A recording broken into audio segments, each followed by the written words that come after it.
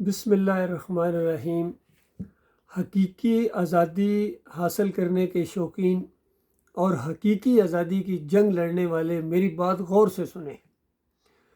اس سے پہلے 1857 میں جنگ آزادی کا سنتے تھے، مسلمانوں نے جنگ آزادی لڑی ڈکٹیٹرز کے خلاف، تو بتاؤ کیا آزاد ہوئے؟ چلیں آپ کہیں کہ 47 میں آزاد ہو گئے۔ اس سے پہلے جو پاکستان کی تحریک چلی اور جماعت اسلامی کے بانی کے بارے میں آتا ہے کہ انہوں نے یہ کہا تھا کہ جمہوریت لات ہے، آمریت منات ہے، دو بتوں کے نام لیے اور کہا کہ ایک بت آمریت کا یہ جو جا رہا ہے انگریزوں کا، اس کے بعد تمہارا جمہوریت کا بت آ جائے گا تو فائدہ کیا ہوگا، تبدیلی کون سی آئے گی؟ اسی وجہ سے انہوں نے تحریک آزادی کے اندر حصہ نہیں لیا تھا۔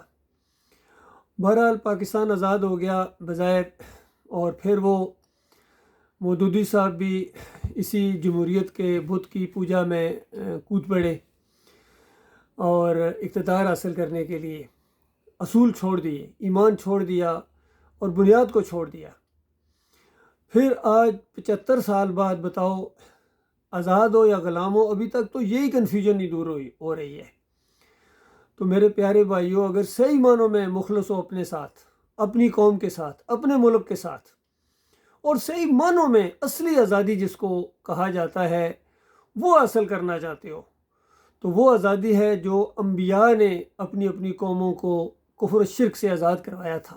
پیچھے تو ابلیس ہے، ہینڈلر جو ہے، ڈوریاں جس کے ہاتھ میں ہیں، وہ آپس میں لڑاتا ہے، وہ فساد ڈلواتا ہے، وہ اللہ کی خالص بندگی کے راستے میں حائل ہے اور ان ظاہری جھگڑوں کے اندر ڈال کے آپ کا وقت ضائع کر رہا ہے اور آپ کو اس بات کی طرف آنے ہی نہیں دے رہا ہے جس کے ماننے کے بعد نہ صرف دنیا میں آپ کو آزادی ملے گی بلکہ آخرت میں بھی جہنم کی آگ سے تم آزاد کر دیے جاؤ گے۔ تو یہ طریقہ ہے اللہ کے بندوں، اگر صحیح معنوں میں تھوڑا بہت عقل رکھتے ہو۔ دیکھیے جس قوم کے اندر انبیاء آئے ہیں، چاہے وہ آزاد خود سر قوم عاد و سمود کی قومیں ہوں، چاہے بنی اسرائیل کی طرح غلامی کی زنجیروں میں جکڑی ہوئی قوم ہو، فرعون کے شکنجے میں، فرعون سے بڑا کون ڈکٹیٹر تھا، ظالم تھا، ناانصاف تھا، لیکن موسیٰ علیہ السلام نے اللہ کے حکم سے کون سا انداز اختیار کیا؟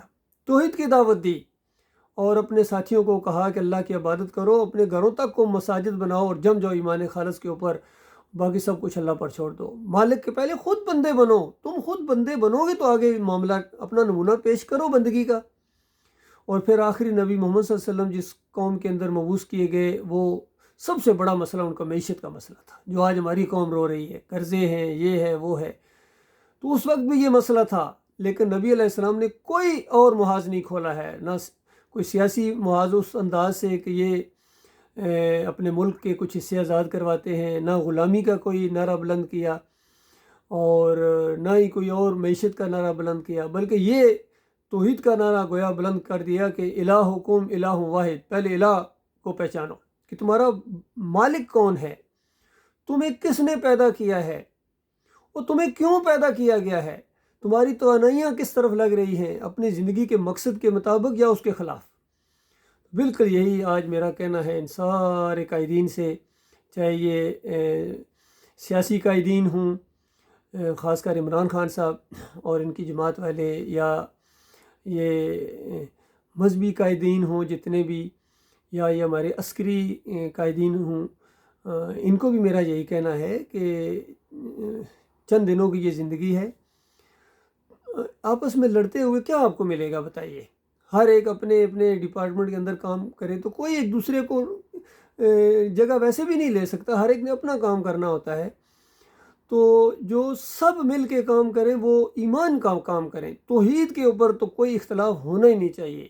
آج مسئلہ یہ ہے کہ ایمان کا، توحید کی کسی کو فکر ہی نہیں ہے۔ سب سے زیادہ مسئلہ ہماری امت کے اندر اور پوری دنیا کے مسلمانوں کا ایمان کا مسئلہ ہے، توحید کا مسئلہ ہے۔ پہلے ایمان ہے پھر پاکستان ہے۔ جب ایمان ہی نہیں ہوگا تم جتنے مرضی ملک کو خوشحال بنا لو، فلاحی ریاست بنا لو، مان لیا آج زمین کے اوپر کتنی فلاحی ریاستیں ہیں، کتنا زیادہ اپنی عوام کا خیال رکھتے ہیں، سوشل سیکیورٹی ہے، امن و امان بھی ہے بظاہر طور پر، لیکن جو مرتا جا رہا آگ میں، جو مرتا جا رہا آگ میں، بتاؤ یہ خیر خواہی ہے؟ اپنی یا اپنی قوم کی؟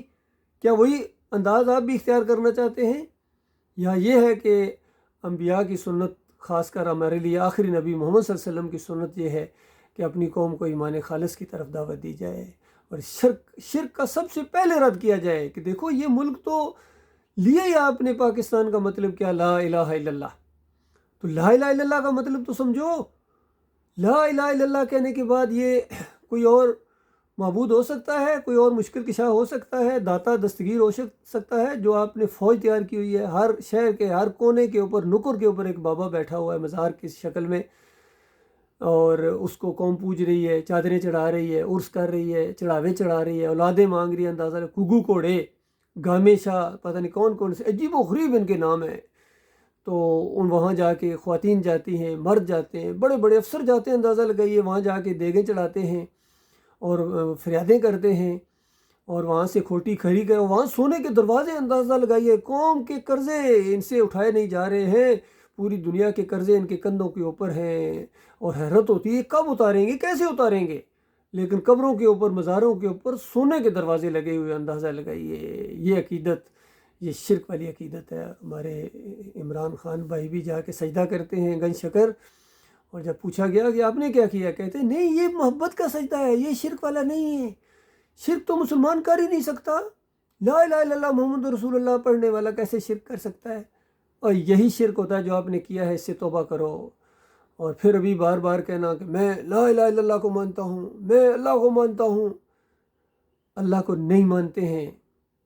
اللہ کو ماننا یہ ہے کہ شرک کو چھوڑو، ان مزاروں کو توڑو. جس طرح بتوں کو توڑا جاتا ہے نا، اسی طرح ان مزاروں کو توڑو. کوئی ایک مزار بھی نہیں رہے گا اس وقت آپ مسلمان کہلائیں گے جہاں جہاں تک آپ کا اختیار ہے. اگر کسی گاؤں میں ہے، اگر وہاں مزارات ہیں، وہاں عرس اور میلے ہوتے ہیں اور آپ آواز نہیں کھولتے ہیں، تو یاد رکھیے آپ قرآن و حدیث کے مومن نہیں ہیں.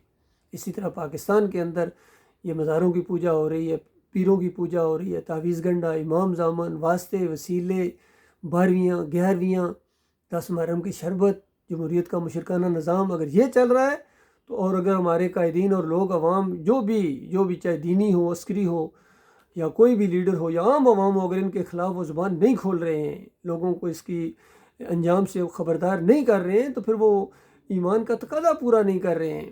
بڑی مشکل میں پڑ جاؤ گے. 4 باتیں جب تک آئیں گی جہنم کی آگ سے، جب تک یہ 4 باتیں نہ آئیں جہنم کی آگ سے بچنا ممکن نہیں ہے. پہلی بات ایمان خالص.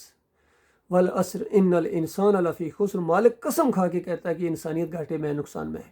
یہ جہنم کا ایندھن بن جائے گی. سارے کے سارے الا الذین آمنوا، جو مخلص مومن ہوں گے، شرک رد کرنے والے مومن، شرک کے خلاف آواز اٹھانے والے مومن، طاغوتوں کا کفر کرنے والے مومن، یہ مومن.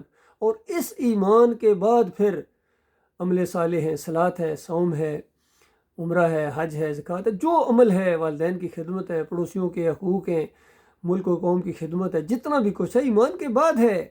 اور اس کے بعد ابھی 2 باتیں اور بھی ہیں. وتواصوا بالحق، حق بات کی تبلیغ کرنی ہے. تبلیغی جماعت نام رکھنے سے تبلیغ نہیں ہو جائے گی. تبلیغ کرو حق کی. قرآن آپ کے ہاتھوں میں ہونا چاہیے، صحیح حدیث آپ کے ہاتھوں میں ہونا چاہیے. انہوں نے فضائل اعمال اٹھائے ہوئے جس کے اندر شرک اور کفر ہے، ہر جگہ شرک پھیلا رہے. اور پھر مالک فرماتا ہے یہ تیسرا کام، اور کام چھوڑنا نہیں ہے، یہ مشکل کام ہے، یہ آسان کام نہیں ہے. اپنی قوم آپ کی دشمن ہو، اپنے نکالیں گے اپنے اندر سے. یہ سنت ہے اس بات کی. وتواصوا بالصبر، پھر صبر کے ساتھ جمے رہنا. کام نہیں چھوڑنا ہے. کام یہی ہے، زندگی موت کا مسئلہ ہے اس شرک کے لیے. یا میں نہیں، یا یہ شرک نہیں.